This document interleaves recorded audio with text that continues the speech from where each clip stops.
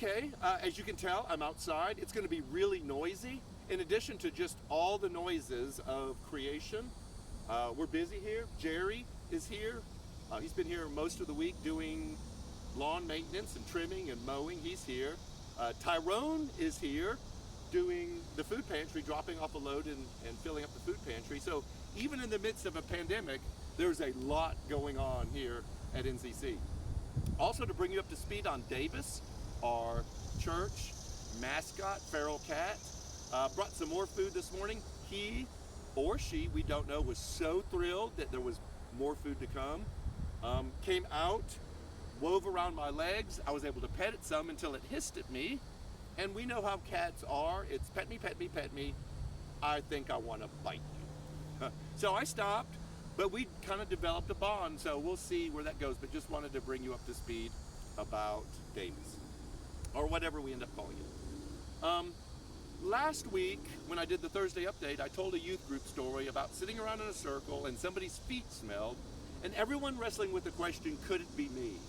And that was our jumping off point for a series we started this past Sunday about living a life of self-awareness, of introspection. Another youth group story. Way back in the day, before there were cell phones, every youth minister would take their youth group to an amusement park. Opryland, Kings Island, Six Flags. And since it was teenagers, when you got there, you let them split and go their separate ways in groups of 3 or 4. But you gave them this instruction. If anything's going on that you can't handle, if you're having any kind of issue or kind of problem, come back to this point. And you found the highest point in the park that you could see from everywhere and just say, go to that place, and then we will have an adult swing by every so often to check on you to see if everything is okay. The reason why I thought about that story is I was revisiting the story of the disciples after the crucifixion of Jesus. And he had just been crucified and buried. The disciples were terrified. Everything that they were certain about, or they thought was sure, had been shattered. And so their natural inclination tendency was to go back to the last place that they felt secure, that they had solid footing, and that was the upper room. And so they all kind of gathered back into this place to find encouragement and support from each other, even though things were uncertain and everything was kind of in a turmoil. And you don't have to be a rocket scientist to see the application for where we are today. We are in the midst of the most uncertain time that I've ever been through in my life. We're having unbelievably important, intense conversations about race, about policing. We have this pandemic going on, and there's all sorts of back and forth about masks and vaccines and gathering in public.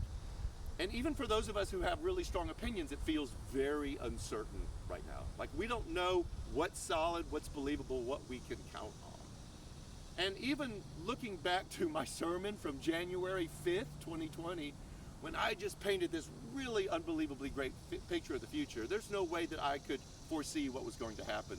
So we can pretend like we know, we can pretend that we have this certainty, but in reality, we're just doing the best that we can.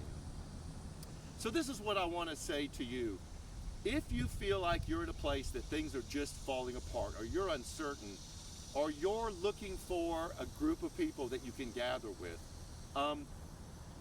come back to the last place that you felt like you had solid footing. We're not sure we're certain about anything. Even as a staff, we have put plans into place and we have changed them. So we realize that we can't count on our own certainty. But what we need to do is gather back together to come back to that place where we last felt solid footing. So either if you join us in person, physically, or join us virtually online, we want to encourage you to go to that highest point that you can see from anywhere, that place that you went to before where you felt a sense of comfort and security and encouragement. And together we will pray for each other. We will encourage each other. We will support each other no matter what's happening. So we can't guarantee you what the future is going to look like. We can't tell you what it'll be like a week from now or a month from now. But we can say this. This is a place where you can find solid footing, find a connection with God and with each other that can help us through some really difficult times. So Join us Sunday. We hope you enjoyed the gathering last night, an interesting conversation. And join us this Sunday as we jump back into this journey into self and looking at the heart. A place that's safe for us to gather. So have a great week, and we will see you Sunday. Take care.